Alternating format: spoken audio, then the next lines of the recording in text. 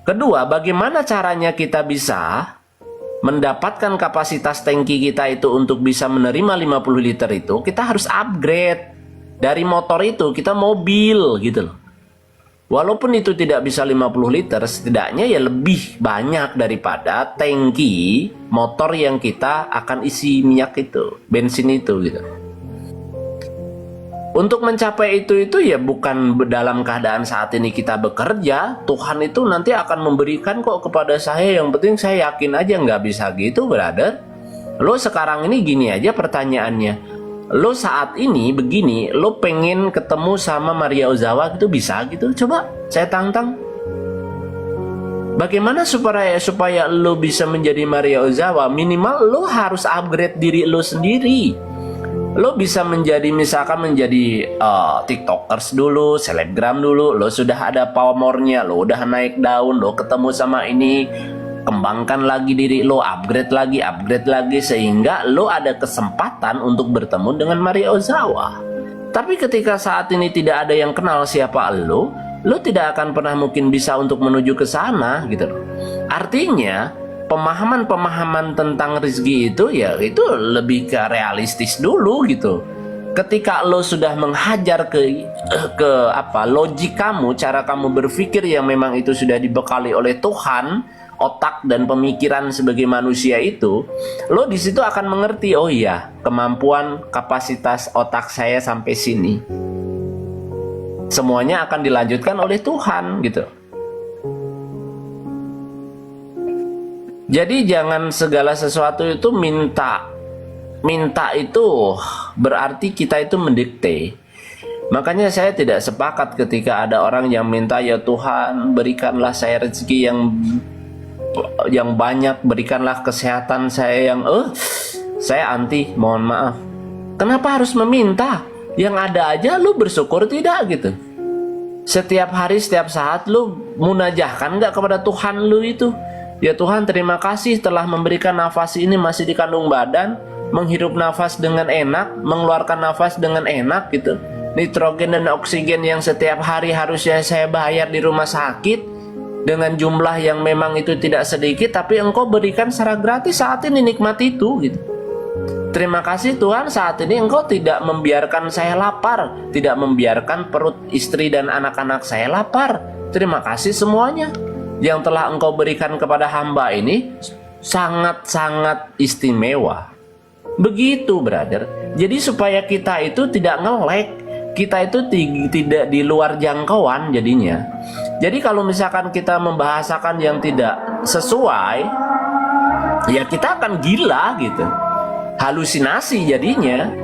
Oh gimana ya kalau saya saat ini punya jet pribadi, gimana ya saat ini kita punya kapal pesiar, tapi lu masih, mohon maaf, jualan apa ya, kita bukan mandangin ini, jualan misalkan jualan cabe, jualan apalah gitu misalkan ya, lo nggak akan bisa ke sana. Ketika lo pengen ke sana itu, lo setidaknya harus menjadi saudagar dulu, lo harus jadi pengusaha dulu. Supaya apa? Supaya kapasitas lo untuk menampung itu semua itu tersedia dulu. Lo punya 2 GB, lo mau memasukin berapa video aja udah nge-lag brother. Lo mau masukin video, foto dan lain-lain seribuan itu udah begitu lemot gitu. Jadi itu dulu yang harus dipahami.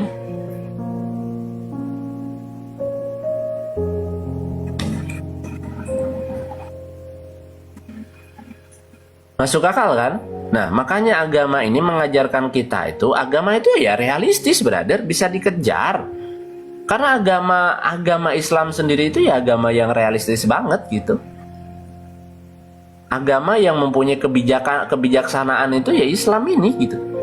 Lu nggak bisa kekejar sholat duhur, bisa dijadikan satu dengan asar.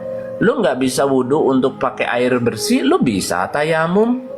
Lu nggak ada makanan di kebun atau di hutan, misalkan lu sendiri, lu menahan lapar, di situ ada babi atau ada ular atau apa, lu bisa makan, tapi tanpa melunturkan hukum haram yang ada gitu loh. Jadi Islam ini adalah agama yang bijaksana gitu, yang realistis gitu. Artinya yuk kita di sini itu segala sesuatu atas apa yang terjadi di dalam kehidupan kita ini jangan terlalu berutopia. Lu nggak boleh mengandalkan logika apa? Logika tahayul ya. Gitu loh.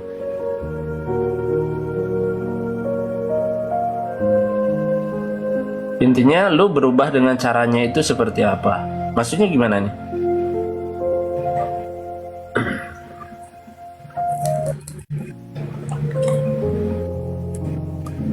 Aduh, typo lagi. Ya, maksudnya Ini intinya narsumnya siapa, King? Nggak ada narsum, cuman ngobrol doang. Oh, nggak ada berarti narsum, intinya- cuman cerita doang. intinya itu berarti mulai kapasitas kita, kayak misalkan lu pengen sesuatu itu ya apa yang harus lu lakukan kayak gitu kan, Bang? Kayak, Betul, misalkan sepakat, cerdas, itu. Ya seperti percuma- inilah. percuma Heeh, gitu kalau iya. misalkan dia menghayal sesuatu tapi tidak terrealisasikan dengan baik ya Dengan sia-sia porsinya. gitu. Iya, percuma, nggak bakal nyampe. Iya, makanya kita itu lihat porsi kita itu sebagai apa, position kita itu bagaimana gitu. Jadi jangan available gitu loh. Jadi biar boleh lu mau berkhayal seperti apa, lu hanya sebatas khayalan gitu, bukan sebuah impian yang harus lu kejar gitu. Itu loh, brother. Jadi kita di sini itu jangan terlalu banyak berhalusinasi, jangan kita memainkan logika mistika di dalam kehidupan ini, karena itu akan mempertaruhkan pikiran kamu yang tadinya memikirkan sesuatu yang penting buat kehidupanmu, pertumbuhanmu, perkembanganmu, tapi ini kau sia-siakan di dalam pemikiran yang stuck di situ. Ayolah guys, lo pasti bisa gitu, bukan hanya sekedar bertahan, bukan hanya sekedar survive, tapi lo harus bisa melangkah maju walaupun itu sedikit. Seperti itu. Ya sekarang ginilah, ayo kita ngobrol ginilah. Wah Tuhan saya minta Prabowo datang ke rumah saya terus nyebokin anak saya. Lu itu siapa gitu? Lu ngomong kayak gitu, lu siapa? Lu harus tahu diri lu itu siapa dulu gitu. Dan itu bisa nggak terjadi? Jadi jangan terlalu kita itu berkhayal terlalu tinggi gitu. Itu khayalan gitu. Lu mau doa berpuluh-puluh ribu kali juga nggak akan mungkin Prabowo datang ke rumah lu nyebokin anak lu gitu. Nggak akan mungkin, brother. Nah, makanya di sininya yuk kita tengok dulu kapasitas kita sebagai apa, wadah yang kita siapkan itu sudah seperti apa. Kalau misalkan kurang untuk mendekati jangkauan ke situ, yuk upgrade gitu loh.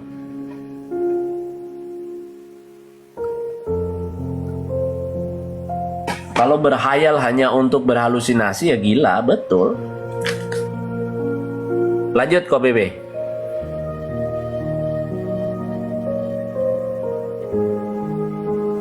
Berarti semua pada aman-aman aja kan? Nggak ada yang nanya lagi apa gimana lagi kan gitu? Tim Panto itu mau nanya apa, silakan. Pak aja bang, saya bang. Masih seru dengar cerita bang hostnya tadi. Oh, dia kalau udah ngomong akan berhenti kalau nggak diberhentiin hostnya.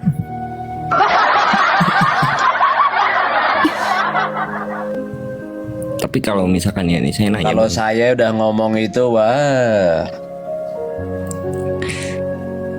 Gimana? Kalau saya jualan Panjang kali lebar, lebar kali panjang, pokoknya lah.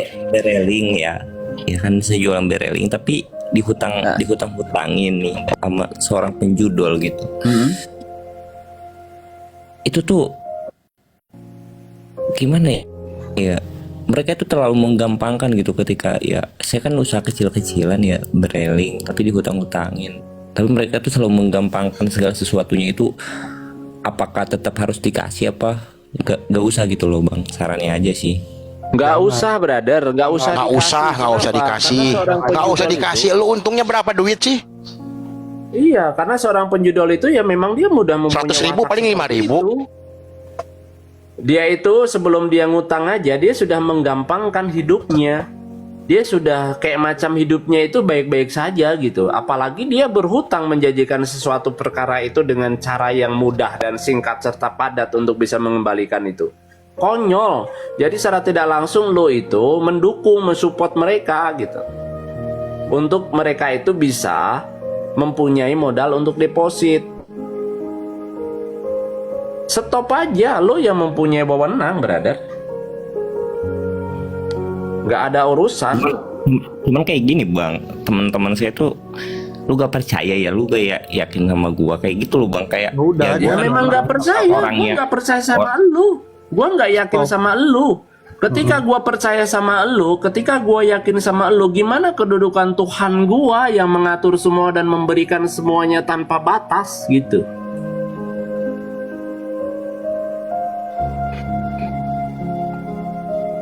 Adu tinju mun. Dia sayang ya mandi. Aku mandi dulu ya. Siapa yang mandi? Gua galak kalau aku suruh mandi, Siapa yang mandi? sama bini. Oh, mau dimandiin nggak? Mandi sama istri. Mau dimandiin nggak, King? Males. Ayo kok ambil Setitik. alih dulu kok. Setitik cahaya, lu sekarang BRI Link, bener nggak? Untungnya berapa? Mohon maaf, bener nggak? itu Paling bang 5K 10, dimakan. bener nggak? Terkecuali, gua ngomong terus terang nih, terkecuali ada yang begini. Setitik, tolong dong kirimin gua dulu 200.000, isiin dulu, tenang, 3 hari kemudian gua bayar 2,5. Itu biasanya seperti gitu kalau penjudi. Betul. Nah, nggak tahu tuh kalau kayak begitu, lu ambil apa enggak gitu loh. Karena seorang penjudi itu akan menjanjikannya dengan gampangnya dia menjanjikan. Tenang bro, tenang friend, gua besok dapat duit kok, gua lebihin. Dan lu nya mungkin sorry kalau memang teriming-iming, ya gua bilang salah gitu loh. Gue paling kesannya itu cuman gini ya sih bang, kalau gak janjiin nggak pernah gitu, cuman nanti baik gitu ketika kita Iya. lagi butuh-butuhnya, karena buat muterin lagi nggak ada, saldo habis, uang nggak ada, itu yang pusing tuh. Benar, Stres. itu nggak seberapa pasti. Cuman ketika seseorang berani meminjamkan uangnya kepada seorang penjudi, sudah harus terima bahwa itu uang tidak akan pernah kembali. Ngomong kasarnya, karena seorang penjudi itu akan menjanjikannya dengan manisnya, dengan gampangnya. Tenang, pokoknya gue lebihin ke lu. Tenang, ini gue mau jual motor dulu, apa dulu, ke apa dulu, dan lain-lain. Seorang penjudi itu adalah aktor dan sutradara paling hebat di dunia.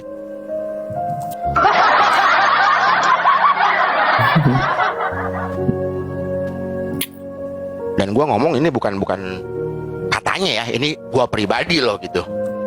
Faktanya seperti itu ya kok Bebe ya. Kenapa? Aktor paling hebat ya. Seorang Aktor penjudi paling itu aktor paling hebat. hebat. Bener. Aktor paling hebat ya. Bener-bener paling Cara hebat. gimana seribu satu cara itu gimana supaya dapat uang itu dengan cara Betul. jual motor atau apa gitu, mencuri. Paling jago penjudi itu adalah sutradara dan aktor paling hebat di dunia ini. Siapa di sini yang benar-benar penjudi terus nggak pernah menjadi aktor dan sutradara? Ayo silakan naik, gue pengen tahu. Kita ngobrol, kita sharing di sini. Gua rasa semua pernah deh kayaknya.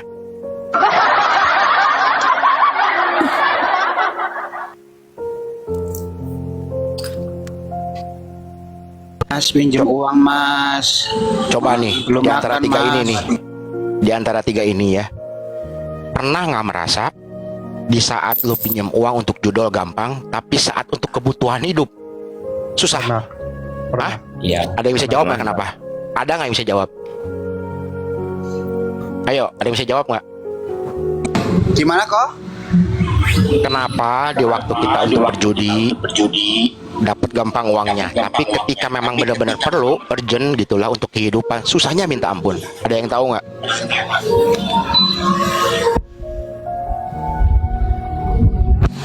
Setitik cahaya, lu berisik bodrek di lunya. Setitik cahaya mungkin bisa tahu jawabannya? Ada jawaban? Kenapa itu kok? Coba sharing kok. Coba, enggak ada, ini ada yang tahu nggak antara setitik sama tim pantau? Nggak tahu juga sih. Kalau misalnya minjem-minjem gitu, kalau untuk judi pernah. Cuman nggak tahu gitu gimana penjelasannya. Coba sharing kok. Iya, ketika kamu minjam uang nih untuk judi, cepat dapatnya gitu loh. Cepat. Terus ketika benar-benar untuk kehidupan, nggak dapat gitu. Ada yang tahu nggak kenapa alasannya? Nyerah? Coba sharing kok. Setitik nyerah nggak? Kalau nyerah, Iya. lambaikan bendera putih. Jadi begini, ketika seorang penjudi mau meminjam uang kepada temannya, mereka dengan meyakinkannya ngomongnya, setitik, tim, gue pinjam duit ke lu 1 juta, tenang, pokoknya besok gue pasti laku motor, pasti gue jual itu motor, gue lebihin deh 200.000. Seorang penjudi itu yang pinjam uang ketika untuk berjudi ya, dengan meyakinkannya ke mereka kepada teman-temannya, pasti tenang. Lu kayak nggak percaya sama gua aja lu, kita udah kenal lama lu. Akhirnya dengan gampangnya setitik atau tim pantau mengeluarkan uang tersebut.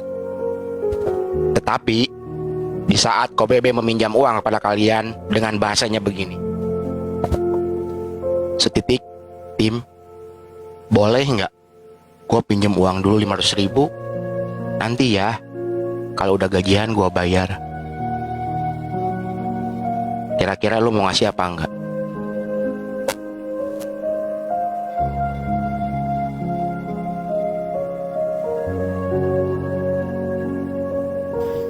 Enggak lah bang. Enggak. Kalau untuk sekarang sih enggak. Bukan untuk sekarang, maksudnya ketika gua Kan seumpamanya kalau BB meminjam duit ke saya gitu 500.000, jawaban saya enggak. enggak, pasti dong, bener nggak? Karena Enggak.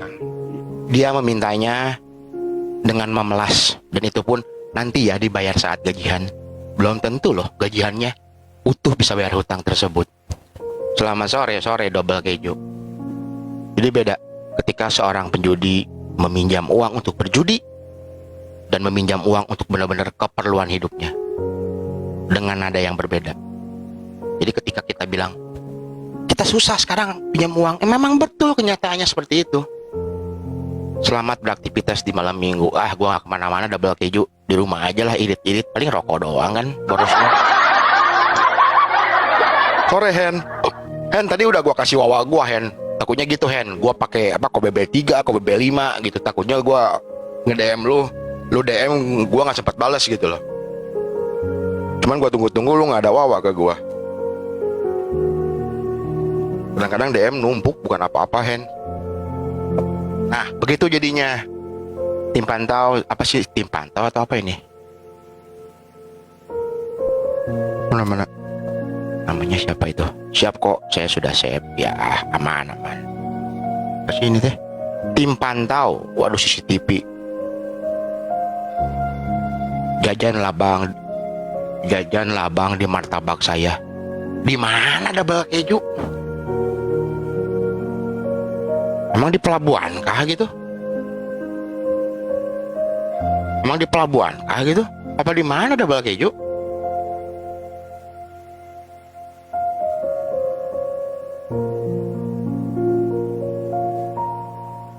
Oh, di Baghdad. Set, jauh bener. Bogor bang, Bogornya di belah mana double? Ciawi, Pajajaran atau di mana double? Kan banyak itu juga.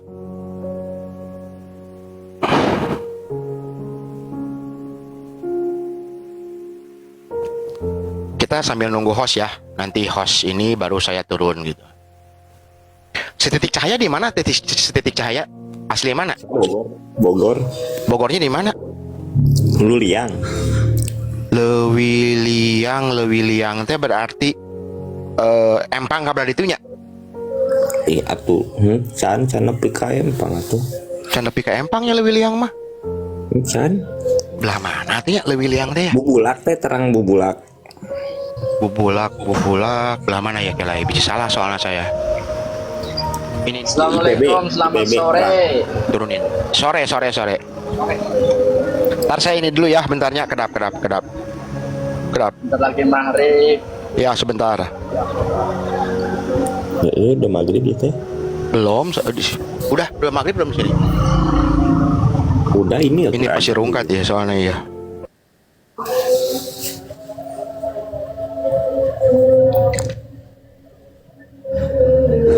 Iya sama saya juga mau sholat dulu.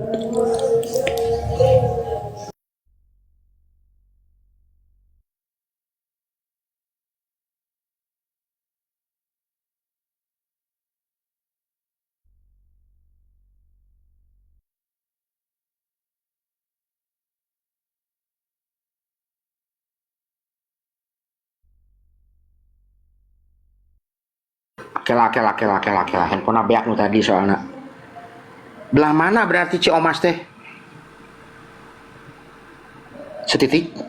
Baru maghrib tuh di Pelabang. Setitik. Halo setitik. Mana kabel AUK?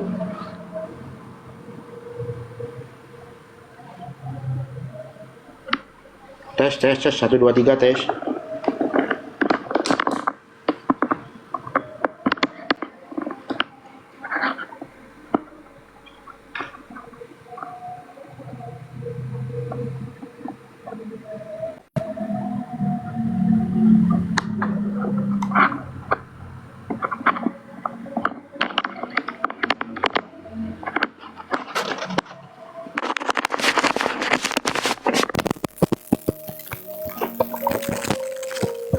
Tes. Ada suaranya nggak, Mam? Ada suaranya nggak, double keju?